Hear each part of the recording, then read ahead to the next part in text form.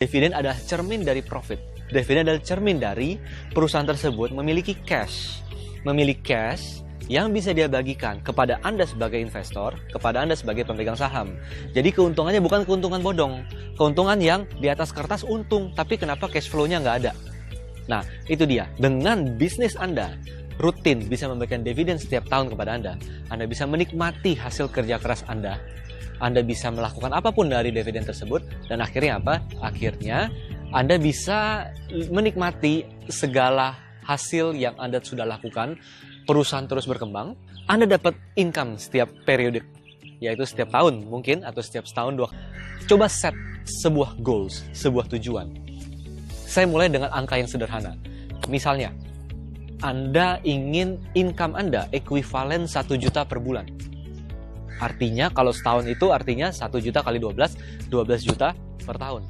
Anda mengharapkan setiap tahun Anda mendapatkan 12 juta untuk mungkin Anda sisihkan setiap bulan sehingga Anda bisa mendapatkan income spesial tambahan 1 juta per bulan untuk senang-senang kah, untuk traveling kah, untuk jalan-jalan kah, apapun itu.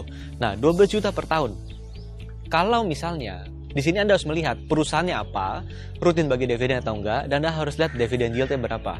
Dividen yield adalah menghitung jumlah dividen yang Anda dapatkan ketika Anda memiliki saham tersebut terhadap harga belinya. Ini ya, jumlah dividen Anda dibagi dengan harga beli saham Anda. Misalnya, Anda mendapatkan sebuah saham yang dividen yield-nya 5% per tahun. Artinya apa? Kalau Anda beli 100, setiap tahun Anda dikasih 5 dividennya. Anda beli 1000, setiap tahun dikasih 50 dividennya. Nah, di sini coba dilihat dividen yang Anda inginkan berapa tadi yang sudah kita hitung, 12 juta. Nah, 12 juta adalah dividen yang Anda harapkan Anda dapatkan setiap tahun. Nah, ketika Anda menemui sebuah saham dengan dividen yield 5%, maka simpelnya adalah 12 juta Anda dibagi dengan 5%. Jadi 12 juta itu harus merupakan hasil pengalian antara modal Anda beli terhadap dividen yield 5%, yang hasilnya adalah 12 juta. Dengan demikian, 12 juta dibagi 5%, Anda butuh modal untuk membeli saham tersebut sebanyak 240 juta.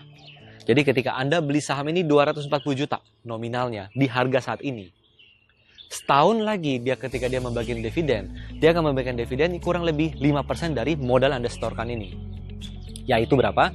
Yaitu 12 juta yang Anda inginkan.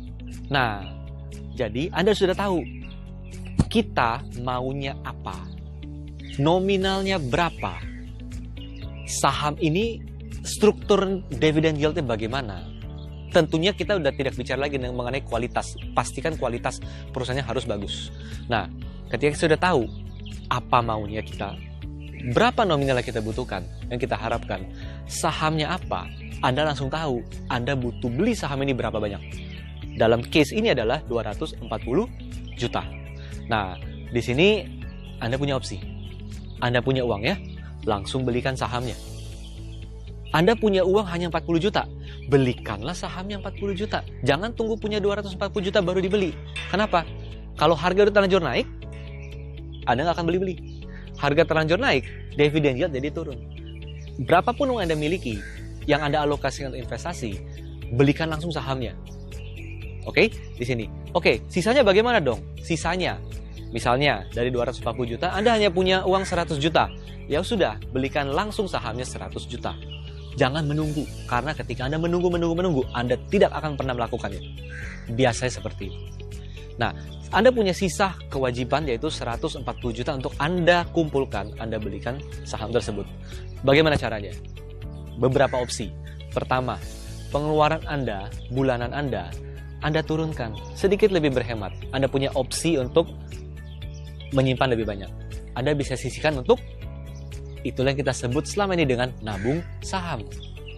Oke, menyisihkan sebagian pendapatan kita untuk kita belikan saham yang kita tahu perusahaannya bagus, yang kita punya tujuan jangka panjang dari saham tersebut, kita simpan terus-menerus, kita nabung saham. Ketika Anda tidak punya opsi untuk berhemat, karena apa? Saya sudah mepet banget, income saya sudah pas-pasan dengan pengeluaran saya. Saya hanya punya uang ini, saya sudah belikan saham, tapi bagaimana mencari sisanya? Well, ketika Anda punya tujuan, ketika Anda punya keinginan, maka Anda akan mencari cara. Bagaimana caranya? Anda bisa bekerja lebih semangat, lebih giat. Anda mencapai titik karir tertentu, income Anda meningkat. Anda punya budget untuk beli sahamnya lagi. Atau Anda bisa melakukan usaha sampingan. Ketika melakukan usaha sampingan, Anda mendapatkan profit dari bisnis sampingan Anda, mendapatkan profit, jangan dihabiskan. Belilah saham tersebut. Oke, ketika Anda punya tujuan, Anda akan putar otak bagaimana saya mencapainya. Nah, atau misalnya Anda sudah melakukan nabung saham, Anda sudah bekerja lebih giat, mendapatkan income lebih besar. Anda seorang sales misalnya, Anda bisa berjual lebih banyak dan mendapatkan komisi lebih besar. Anda membuka bisnis online, bisnis sampingan, Anda mendapatkan profit, Anda sisihkan sebagian ke saham. Itu dia. Ada lagi nggak caranya? Ada. Apa? Dari saham juga, tapi dari cara yang berbeda. Yaitu apa? Di satu sisi Anda investasi, di sisi lain Anda melakukan trading saham. Karena apa? Kita harus tahu ketika investasi saham, kita horizon adalah jangka panjang. Ketika kita trading, kita fokus di trend following. Hanya membeli saham yang berpeluang bergerak rally, kita simpan dan kita jual nanti di atas semaksimal mungkin. Nah, di sana kita akan mendapatkan profit.